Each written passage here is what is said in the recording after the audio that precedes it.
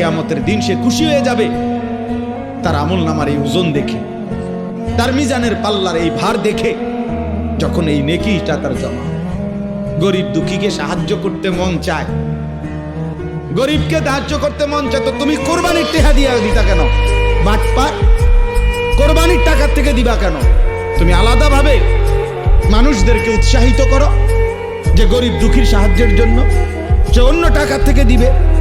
শরীয়ত কর্তৃক যেটা নির্ধারণ করছে কোরবানি, সেটার থেকে দিবে কেন? কথা বোঝেন নাই? আর কোরবানির গোশত তো দান করার কথা, গরিব দুঃখী অসহায়কে, সেটা আলাদাভাবেই তো কোরআনে আছে। ফাকুলু মিনহা ওয়া আতইমুল বাঈসাল ফাকির, ফাকুলু মিনহা ওয়া আতইমুল কানিআ ওয়াল মু'তার। আল্লাহ দুইবার বলছে, অসহায়কে দাও, অভাবগ্রস্তকে দাও, এমনকি যে চায় না তাকেও খুঁজে দাও।